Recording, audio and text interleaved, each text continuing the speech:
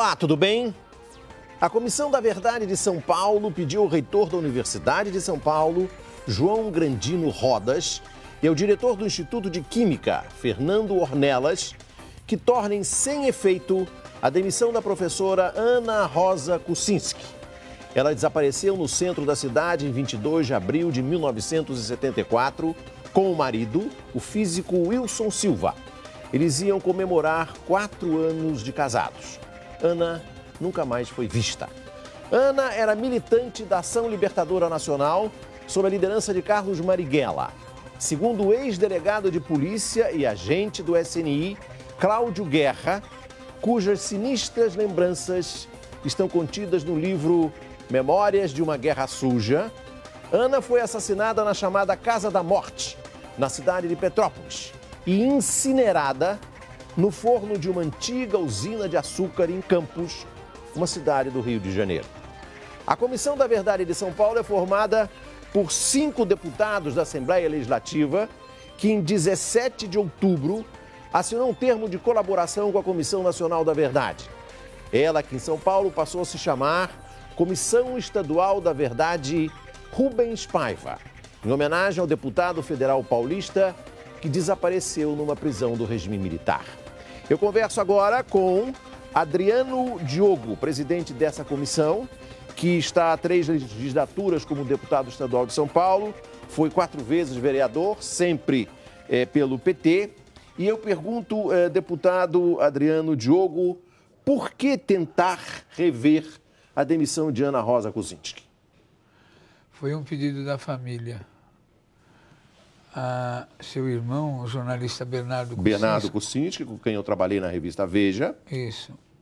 Disse o seguinte: já que o Estado brasileiro não dá o atestado de óbito, porque ele tem a família tem um simples documento de desaparecida política, que a USP a reconheça como professora e não mantenha o absurdo que ocorreu em 1974 até os dias de hoje, que a professora Ana Rosa Kuczynski foi demitida por abandono de cargo, por desídia, como se ela estivesse dando aula e tivesse resolvido um dia ir passear, não sei aonde. E nunca mais. E nunca teria. Então, ela foi demitida em reunião da congregação do Instituto de Química por 13 votos a favor e 2 abstenções pela sua demissão a bem do serviço público. Quando?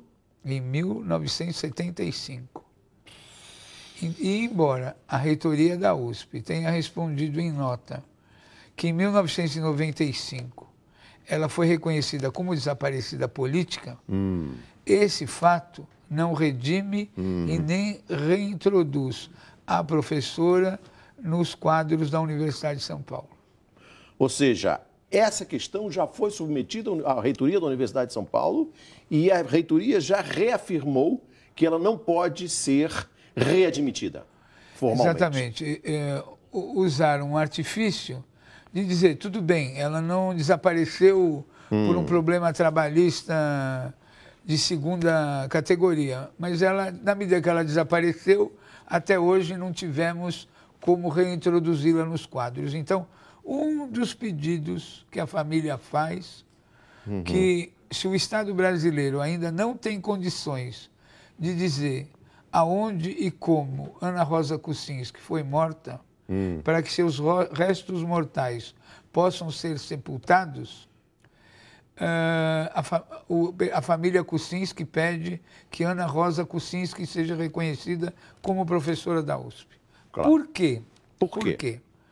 Porque nós, da Comissão Estadual da Verdade de São Paulo, Comissão Rubens Paiva, entregamos no ato da assinatura do termo de cooperação técnica entre a Comissão Nacional e a Comissão Estadual documentos das Forças Armadas, das 3 armas, onde no relatório da Marinha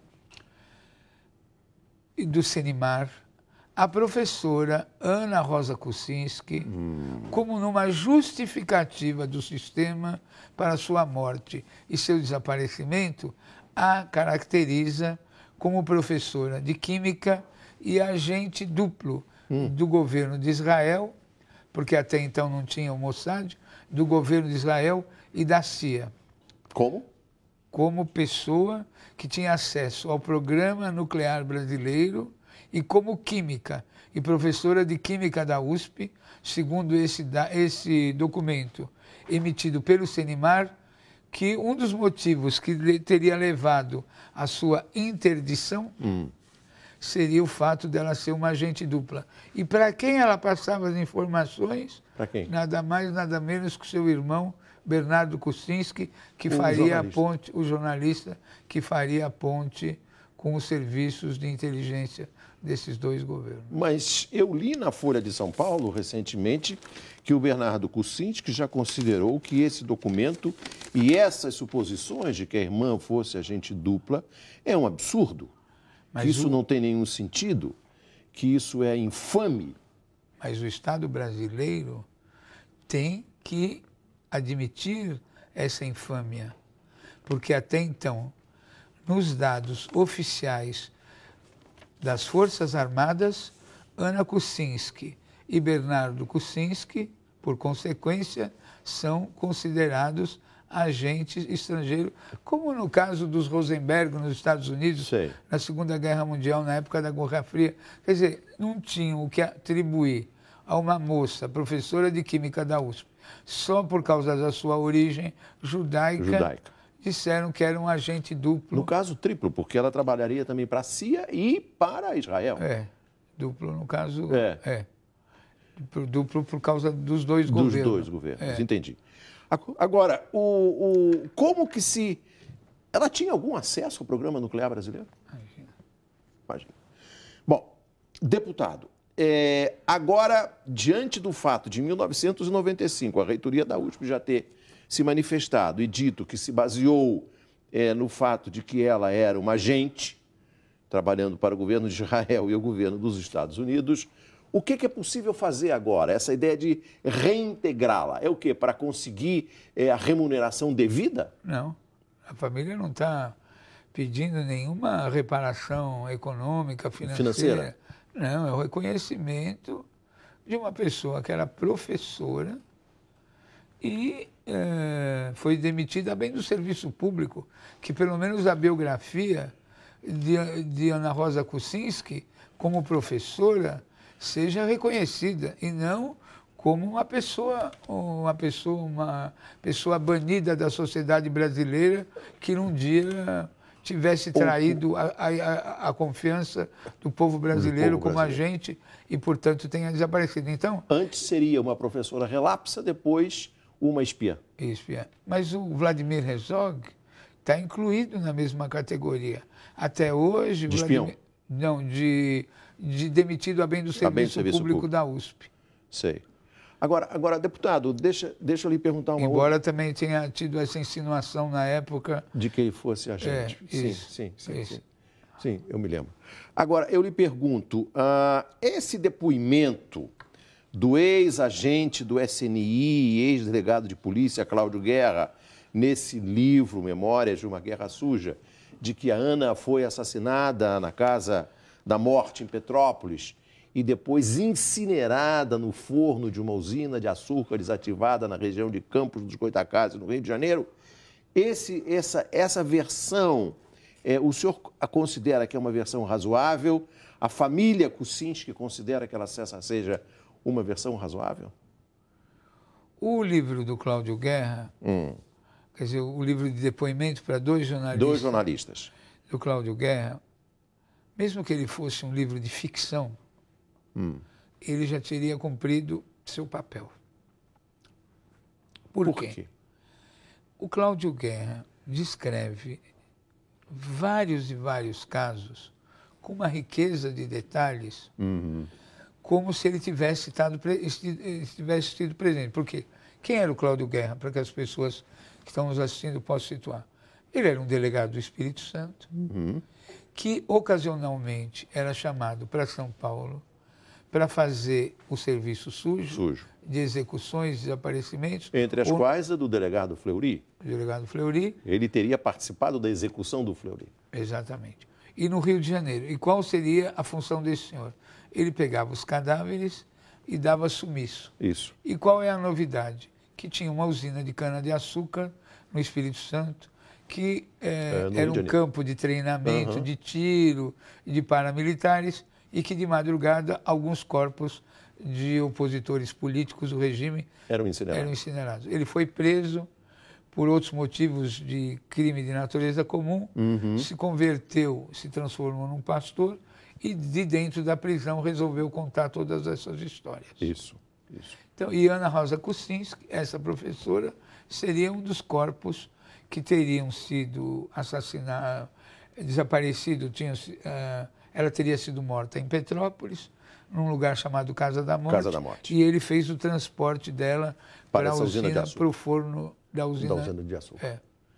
Essa é uma versão que o senhor considera plausível? O Bernardo, irmão da Ana, considera plausível? Eu acho que o Estado brasileiro agora vai ter que contar essa história, né? Porque já se passaram 40 anos e essa história não foi contada. Então, chegou a hora do Estado brasileiro dizer realmente houve a Casa da Morte, não houve a Casa da Morte, houve a usina, houve a incineração, e onde foi parar Rubens Paiva, Ana Rosa. Rubens Paiva também teria sido incinerado lá? Não. Lá o nome do Rubens não aparece. Porque eu estou referindo a Rubens Paiva. A Comissão Estadual da Verdade adotou o critério da divisão de trabalho. Nós vamos observar 140 biografias. Aqui em São Paulo? Aqui em São Paulo. Porque o número oficial de pessoas mortas e desaparecidas no regime militar são cerca de 500 pessoas. Nascidas aqui em São Paulo, que podem ter morrido em outros estados do Brasil, e pessoas de outros estados para cá vieram, dá um número de 140. Destes 140, 39 estão desaparecidos.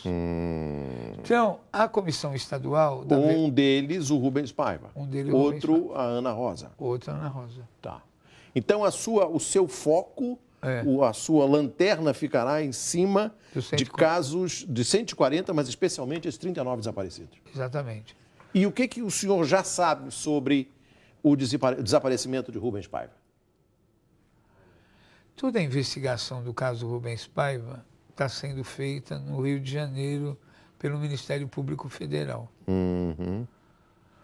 O que se sabe é que Rubens Paiva foi para o Chile e, na volta do Chile, teve contato com os exilados brasileiros, inclusive com Almino Afonso, pediu para o Almino Afonso desmontar sua casa no exílio, em Santiago, voltar. Quando Rubens Paiva volta dessa viagem ao Chile, a aeronáutica prende Rubens Paiva, sua esposa, Dona Eunice, e queria saber com quais brasileiros Rubens Paiva teria tido contato. Lá no Chile. Lá no Chile. Prendeu na casa dele, na praia do Leblon. Exatamente. No Rio de Janeiro. No Rio de Janeiro. Então, Rubens Paiva já tinha uma pecha que os militares não aceitavam, que era do fato de um deputado brasileiro ter investigado qual a contribuição da Embaixada Americana para o golpe. De 1964. O chamado relatório do IBAD.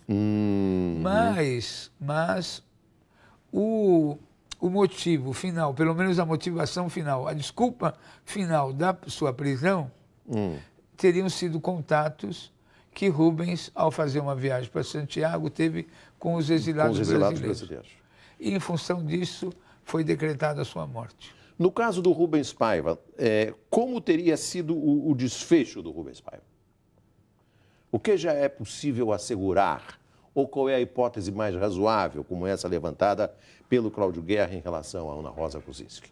Bom, a família já tem claro que foi o coronel Bournier que pediu a prisão de Rubens e que levou até as últimas consequências as torturas.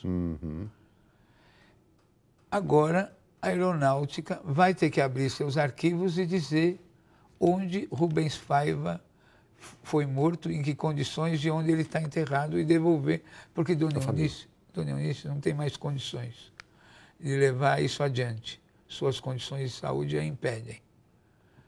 Entendo. Entendeu? Então, vocês da comissão pretendem substituí-la nessa tarefa? Com a família, com seus filhos e até as últimas consequências. Porque, senão, sempre passa a imagem, né? Que nós somos os porta-vozes da luta armada, dos derrotados. E Rubens Paiva? Rubens Paiva, um deputado socialista, empresário, que trabalhou com João Goulart, trabalhou com todo mundo, que fazia um trabalho magnífico. Por que esse homem não foi devolvido? Por que ele está insepulto até hoje? Por quê? Por quê? Né? Então, passados tantos anos, não é possível que o Estado brasileiro não responda esses porquês que até hoje... E, na medida que as comissões da verdade não podem responsabilizar, pelo menos que fique claro... Revelar a verdade. Revelar a verdade. Então, se entende bem, a sua intenção é estabelecer a verdade no caso de 140 paulistas, sobretudo 39 desaparecidos, e expor a opinião pública. Foi isso que o regime militar fez. Exatamente. Nós vamos continuar a conversar com o deputado estadual Adriano Diogo, presidente da Comissão Estadual da Verdade de São Paulo, que leva o nome de Comissão Rubens Paiva. Estamos tratando da associação entre essa comissão estadual e a Comissão Nacional da Verdade, criada pela presidenta Dilma Rousseff. Até já.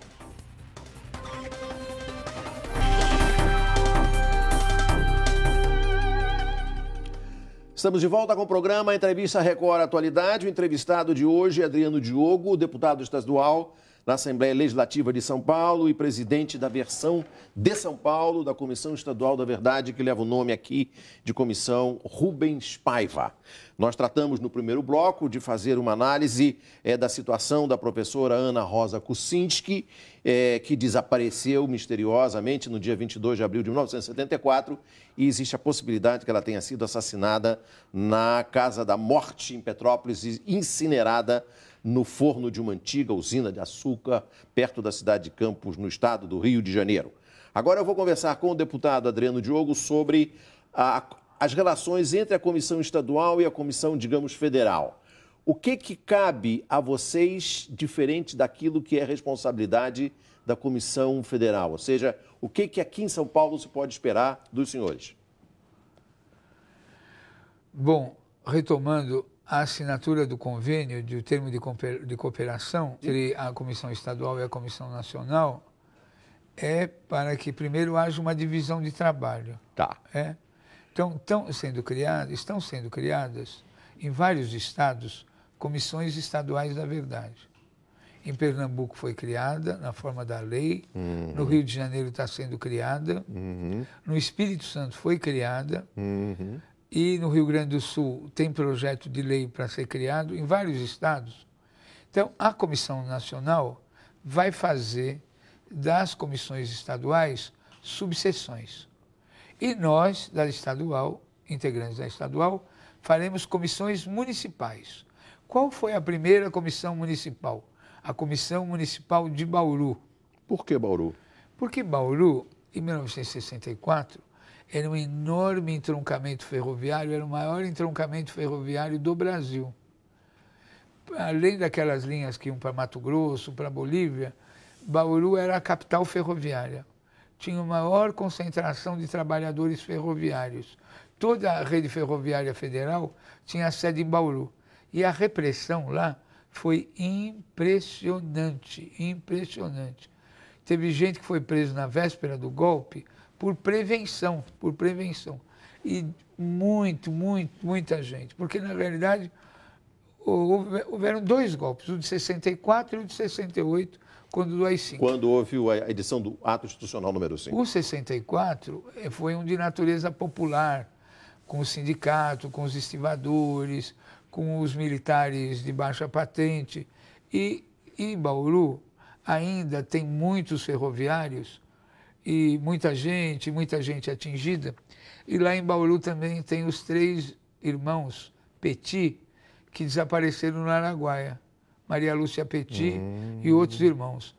E também em Bauru, a Unesp fomentou essa discussão, o professor Clodoaldo, fomentou essa discussão no âmbito da Unesp, então juntou os antigos ferroviários, a Unesp e a Câmara Municipal de Bauru e criaram, porque tem um vereador lá em Bauru, que é o Roque, que é filho de um antigo ferroviário muito reprimido no tempo da ditadura, no início do golpe. Então, Bauru... É a primeira comissão da verdade municipal. É. Aí, a OAB também criou uma comissão no âmbito da OAB, aqui do Estado de São Paulo. A USP criou uma comissão. A Unicamp criou uma comissão. Então, tem essas comissões universitárias que também são muito atuantes. Muito Sim, mas deixa eu entender uma coisa. Cada um cria a sua comissão, aí, digamos, levanta uma série de documentos, faz um trabalho de arqueologia política, histórica. E aí, quem é que reúne isso tudo? Quem é que transforma isso tudo num documento só e oferece à sociedade brasileira? A Nacional vai fazer a compilação de todos os dados. A Nacional faz a redação final. Sei. Então, como é muito pouco tempo de trabalho... Quanto tempo falta? Já 1 ano e 4 meses falta. Já... É muito pouco? Muito pouco. É muito pouco. Para quem tem que, como no seu caso,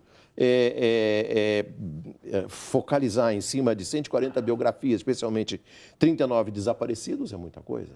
É muita coisa para tão pouco tempo. É muita coisa. Por exemplo, qual seria o maior resultado, o melhor e maior resultado palatável? Dizer aonde estão os desaparecidos. Esse é o primeiro produto... Essa é a sua missão? Essa é a missão. Essa é a missão. É isso que o senhor gostaria de fazer com a família Kuczynski e com a família Rubens Paiva. Onde eles estão? Davi Capistrano, os irmãos Petit e outros, e outros, e outros, e outros. Sim, são 39. 39. Eu lhe pergunto, nessa mesma edição do jornal Folha de São Paulo, existe a notícia, quando fala da questão da Ana Rosa Kuczynski, fala também que o Ministério Público acusa o coronel Ustra de sequestro, chamado sequestro continuado, contra o corretor de valores Edgar de Aquino Duarte, sequestrado em junho de 1971. Eu lhe pergunto, se não for possível determinar o paradeiro dos corpos de 39 pessoas aqui em São Paulo, na sua opinião, isso abre a porta para processos como esse no Ministério Público e outros que estão sendo tentados, inclusive com relação ao Major Curió, lá no Pará, sobre a questão do sequestro continuado? Ou seja, se não aparece o corpo, então aquele que era responsável por essa pessoa é um sequestrador. Então, vou lhe fazer uma resposta ao pé da letra. Diga. O senhor leu aí no documento que esse moço, Edgar de Aquino Duarte, foi preso de Aquino Duarte. Em 1971. Isso. Pois bem, eu fui preso em 1973. 73. Em março de 73. E fui para o DOPS em outubro de 73. Fiquei preso e isolado numa solitária durante 3 meses na Operação Bandeirantes. Aí, junto com o advogado... Foi torturado? Foi. Sabe por quem? Sei. Carlos Alberto Brilhante Ustra. Pelo Ustra? Pelo Ustra. Pessoalmente? Pessoalmente. Ele pessoalmente? Porque ele diz que não torturou ninguém. Ele pessoalmente. Era um sábado à tarde, dia 16 de março de 1973. Como que ele o torturou? Cheguei na Operação Bandeirantes, tinha acabado de falecer um colega da minha sala, da Geologia, Alexandre Vanucchi Leme. Vanucchi. Foi torturado durante 24 horas e morreu na cela forte. Quando eu cheguei, ainda estavam lavando a cela forte, tirando o sangue do Alexandre. Eu estava encapuzado e o carcereiro me falou, o major, como ele era chamado na época, o major está enlouquecido. Você se prepare. Eu falei, onde que eu estou? Ele falou, você está na antessala do inferno. Você está na Operação Bandeirantes. Eu fui conduzido a uma salinha, lá naquela delegacia da Rua Tutóia, Lá embaixo me tiraram o capuz e o major me falou, o senhor... O senhor viu o Ustra olho no olho? Olho no olho. Ele visitava a gente todos os dias na cela. O senhor está na Operação Bandeirantes. O senhor vai ser mandado para a Vanguarda Popular Celestial, junto com o seu colega Alexandre Vanucci Leme, que acabou de ir embora. Então, o major Ustra, ele nunca escondeu... E aí ele lhe torturou? Junto com a equipe do dia lá. Que tipo de tortura? Fui para a cadeira do Dragão. Ele presente? Ele comandando, ele que dando comando. Junto com os militares e os delegados que faziam a primeira abordagem. O senhor já foi à justiça contra ele? Enquanto eu for vivo, esse senhor, eu vou depor, explicar tudo o que eu vi. Bom, mas deixa eu completar, por favor, a informação. Quando eu cheguei no DOPS, fui junto com o advogado preso, que estava preso, o advogado Idibal Pivetta. Sim. Fomos juntos, algemados, para o DOPS. Lá chegando, na cela, atrás daquele corredor da ferrovia, que tinha um muro, o corredor da ferrovia, no fundo tinha as janelas das celas, apareceu um jovem, falou, meu nome é Edgar de Aquino Duarte, sou militar brasileiro. O único crime que cometi na minha vida é ser colega de farda do Cabo Anselmo. Sim. Quando o Cabo Anselmo voltou do exílio, guardei ele na minha casa, o recebi, e em função da prisão do Cabo Anselmo, eu estou aqui preso. Ele não tomava sol há mais de 2 anos, não tinha mais nenhuma gengiva, tinha um escorbuto em alto estado de degeneração, e falou, por favor, denunciem que eu estou preso aqui há 2 anos, ninguém me pergunta nada, ninguém me interroga, enquanto não for resolvido o caso do Cabo Anselmo, eu não saio daqui. Depois, logo em seguida, Edgar de Aquino Duarte desaparece.